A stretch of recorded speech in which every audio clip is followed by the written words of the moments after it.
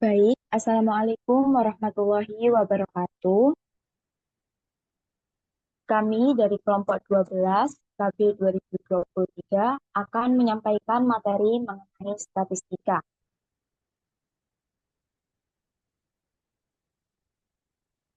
Di sini, anggota kelompok dari 12 ada saya, Widya Nurmazida dengan NIM 031 dan rekan saya. Saya Ananya Matia Kirana dengan NIM 022. Saya Amelia Putri Rahmadani dengan NIM akhir 029. Saya Wildan Aluf dengan NIM akhir 020.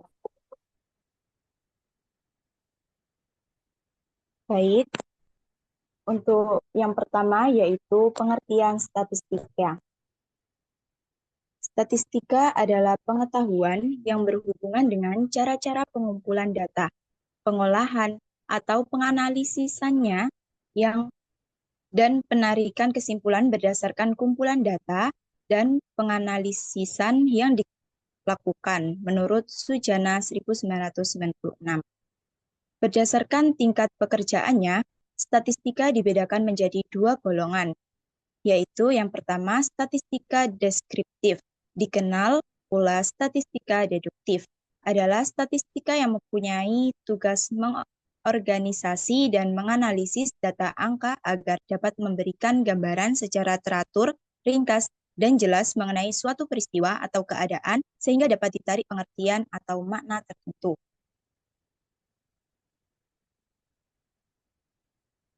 Yang kedua yaitu statistika inferensial atau dikenal statistika induktif, adalah statistika yang menyediakan aturan cara yang digunakan sebagai alat dalam rangka mencoba menarik kesimpulan yang bersifat umum dari sekumpulan data yang telah disusun dan diolah menurut Sumarni dan kawan-kawan 2023.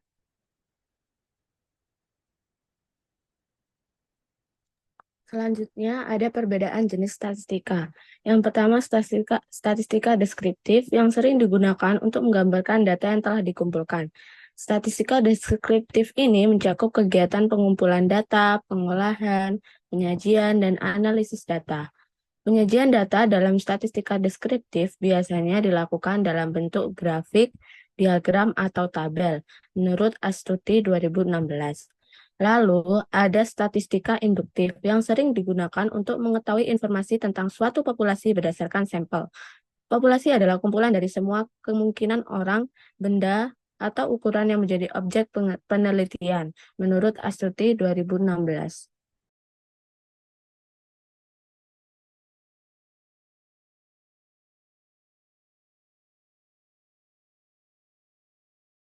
Kemudian ada kegunaan statistika dalam penelitian. Yang pertama yaitu dapat membantu peneliti untuk membaca data yang telah terkumpul sehingga peneliti dapat mengambil keputusan yang tepat. Kemudian dapat membantu peneliti untuk melihat ada tidaknya hubungan antara variabel yang satu dengan variabel yang lainnya. Yang ketiga, dapat membantu peneliti dalam melakukan interpretasi atas data yang terkumpul menurut Harahap dan kawan-kawan 2022.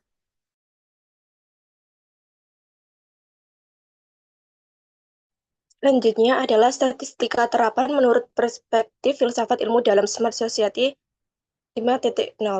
Statistika dan data sains muncul sebagai kombinasi dari ilmu sains dan ilmu sosial. Ilmu yang menjadi penunjang utama dalam data sains terdiri atas matematika, statistika, ilmu komputer, sistem informasi, manajemen, dan ilmu komunikasi. Data sains menggunakan statistika untuk mengumpulkan, meninjau, menganalisis, dan menarik kesimpulan dari data, serta menerapkan model matematika yang diukur ke variabel yang sesuai. Sementara itu, Society 5.0 merupakan sebuah konsep yang mendefinisikan bahwa teknologi dan manusia akan hidup berdampingan dalam rangka meningkatkan kualitas hidup manusia secara berkelanjutan menurut Mardotillah dan kawan-kawan tahun 2019.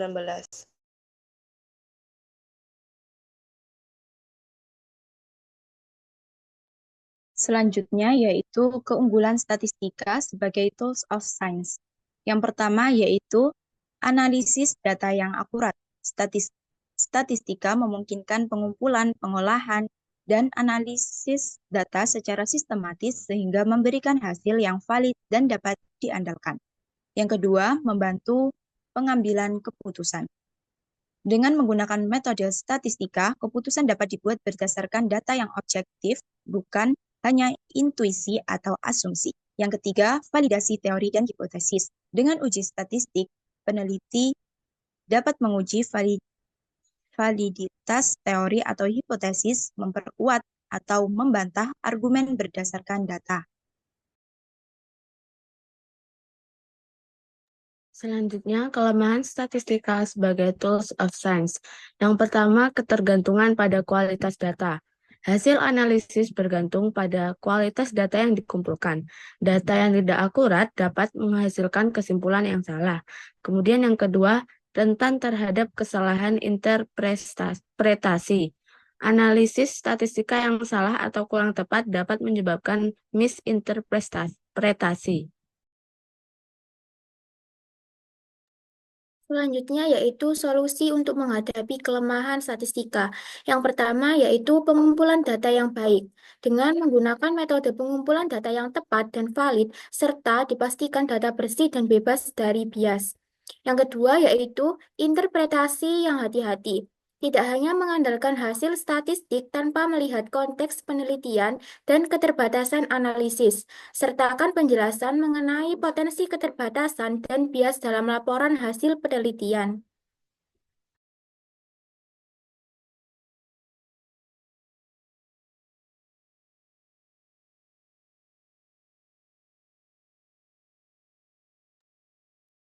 Contoh penerapan statistika. Di bidang komputasi, statistika dapat pula diterapkan dalam pengenalan pola maupun kecerdasan buatan dalam kurun waktu 100 tahun terakhir. Perkembangan ilmu pengetahuan dan teknologi berkembang dengan sangat pesat. Kemunculan teknologi-teknologi terkini tidak terlepas dari para ilmuwan yang meneliti, mengembangkan hingga akhirnya menghasilkan produk yang dapat digunakan banyak orang.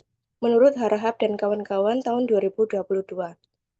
Selanjutnya, analisis replikasi data. Statistika digunakan untuk mengevaluasi keakuratan dan presisi data hasil eksperimen kimia, seperti pengukuran titrasi.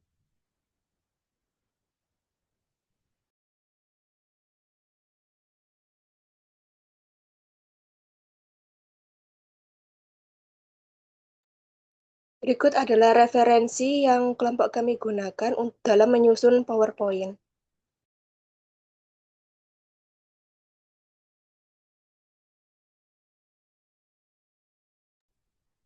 Sekian presentasi yang dapat kelompok kami sampaikan.